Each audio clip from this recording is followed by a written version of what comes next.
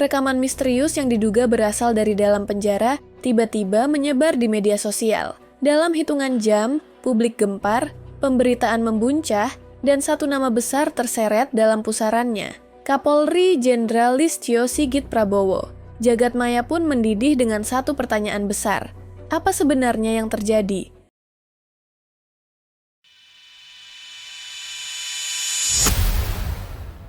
Rekaman itu bukan sekadar potongan suara biasa. Di dalamnya terdengar percakapan yang memicu dugaan kuat tentang adanya tekanan, ancaman, bahkan intervensi dari pihak yang berpengaruh. Beberapa bagian terdengar begitu spesifik, seolah memberi instruksi atau perintah dari seseorang di posisi tinggi.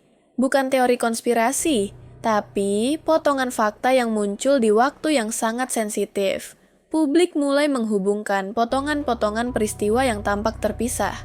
Kasus Amarzoni, proses hukumnya, hingga tiba-tiba munculnya rekaman misterius ini. Tekanan terhadap aparat pun tak terelakkan, dan nama Listio Sigit kini menjadi pusat perbincangan nasional yang tak bisa diabaikan begitu saja.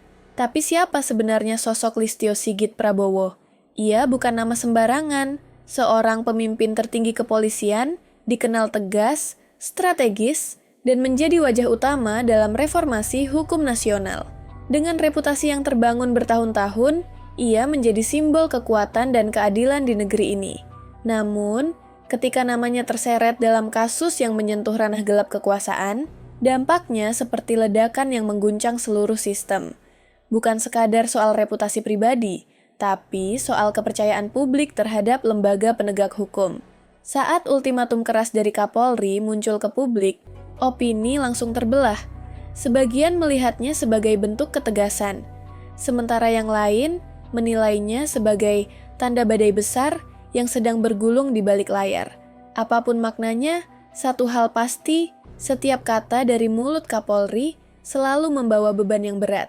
Lalu, di mana posisi Amarzoni dalam semua ini? Dulu ia dikenal sebagai bintang sinetron. Kini namanya berubah menjadi simbol dari ketegangan antara hukum, kekuasaan, dan citra publik. Setelah ditangkap karena kasus narkoba, statusnya berubah cepat. Ia dipindahkan ke Lapas Nusa Kambangan dalam waktu singkat, dan tak lama kemudian, rekaman aneh itu muncul. Suara yang disebut-sebut mirip dirinya dengan nada tertekan, seolah tengah berhadapan dengan kekuatan yang jauh lebih besar. Warganet pun berbondong-bondong membuat analisis liar. Ada dugaan penganiayaan, tekanan mental, bahkan intervensi dari pihak atas. Namun di tengah semua spekulasi, satu pertanyaan paling besar menggema. Siapa sebenarnya yang memberi perintah itu? Siapa yang dilindungi? Dan siapa yang diminta untuk diam? Rekaman berdurasi pendek itu menimbulkan ketegangan luar biasa.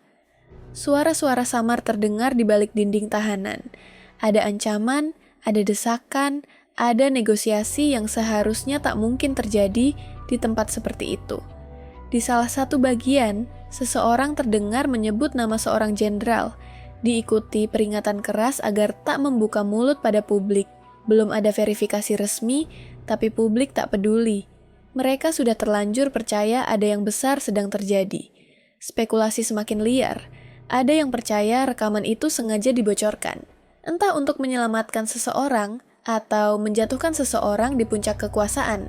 Dan di tengah kebingungan itu, muncul pertanyaan yang lebih berbahaya. Apakah Kapolri benar-benar tahu soal ini? Atau justru ia sedang dijadikan bagian dari permainan besar? Beberapa pengamat mulai membaca pola. Waktu rilis rekaman yang berdekatan dengan ultimatum publik Kapolri, pemindahan cepat Amarzoni, dan munculnya tekanan politik terlalu rapi untuk dianggap kebetulan. Meski belum ada bukti keterlibatan langsung, publik mengaitkan semuanya dalam satu narasi besar.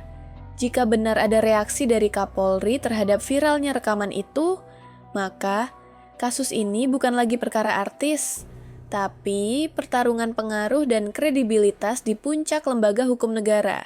Dan ketika seorang Kapolri sampai perlu berbicara keras ke publik, itu tanda tekanan yang dihadapinya sudah mencapai batas. Apakah ini sekadar krisis internal atau bagian dari skenario yang lebih besar? Muncul dugaan bahwa rekaman ini hanyalah permukaan dari konflik yang jauh lebih dalam, perebutan pengaruh antar faksi, pertarungan wibawa di tubuh institusi, bahkan potensi pengalihan isu nasional. Semua potongan tampak saling terhubung. Rekaman, pemindahan tahanan, ultimatum, hingga perang opini di dunia maya. Netizen menyebutnya drama elit yang dibungkus tragedi. Sementara itu, ledakan reaksi publik tak bisa dibendung. Media sosial penuh dengan analisis, video teori, hingga live streaming membahas nada suara dan gestur tubuh Kapolri saat berbicara. Media online berlomba-lomba mengangkat headline bombastis, seolah semua berlomba menjadi yang pertama mengungkap kebenaran. Di sisi lain, ada yang percaya ini adalah ujian terbesar bagi Kapolri. Sejauh mana ia bisa menjaga integritas lembaga di tengah badai opini publik. Namun sebagian lagi mencium aroma pengalihan isu. Mereka menyebutnya drama politik yang memanfaatkan figur publik. Apapun pandangannya, satu hal jelas, kepercayaan publik sedang berada di titik paling rapuh. Ketika kepercayaan pada hukum mulai terkikis, sekecil apapun, isu bisa berubah menjadi ledakan yang mengguncang. Dampaknya kini mulai terasa, bukan hanya nama Kapolri yang jadi sorotan, tapi seluruh sistem di bawahnya. Pertanyaan demi pertanyaan bermunculan. Bagaimana rekaman itu bisa keluar dari lingkungan seketat Nusa Kambangan? Siapa yang merekam? Siapa yang menyebarkan? Dan mengapa suaranya bisa mengarah ke pejabat tinggi? Tanpa penjelasan yang terbuka dan jujur, publik akan mengisi kekosongan itu dengan asumsinya sendiri. Dan ketika kepercayaan sudah digantikan oleh kecurigaan, yang paling berbahaya bukan hanya krisis hukum, tapi krisis kepercayaan terhadap negara. Kini semua tergantung pada langkah berikutnya. Ada 3 kemungkinan yang bisa terjadi. Pertama, penyelidikan terbuka dengan hasil yang diumumkan ke publik, meski risikonya besar, itu jalan yang paling transparan. Kedua, pengendalian isu secara perlahan, menenangkan publik dan berharap semuanya mereda. Dan yang ketiga, pembiaran total, membiarkan rumor berkembang liar hingga publik lelah sendiri. Tapi di era digital, membungkam kebenaran hampir mustahil. Apapun langkahnya, satu hal pasti, posisi Kapolri kini menjadi kunci. Apakah ia akan tampil sebagai pemimpin yang berani menghadapi badai, atau sekadar simbol di tengah krisis yang membesar? Setelah semua viral, setelah rekaman bocor dan spekulasi tak berujung, publik tak lagi menunggu klarifikasi. Mereka menunggu keadilan. Karena ketika nama setinggi Kapolri ikut disebut dalam skandal seperti ini, masalahnya bukan lagi soal individu. Ini soal kredibilitas hukum di negeri ini. Jika tidak ada langkah nyata, publik akan membentuk keputusannya sendiri. Siapa yang benar, siapa yang salah, dan siapa yang harus bertanggung jawab. Jangan hanya jadi penonton. Sebarkan video ini agar semakin banyak yang sadar bahwa kebenaran bukan milik segelintir orang. Karena terkadang satu rekaman kecil bisa mengguncang kepercayaan yang dibangun bertahun-tahun. Dan inilah kisah yang membuat bangsa ini kembali bertanya, seberapa kuat kebenaran bisa bertahan di tengah kekuasaan?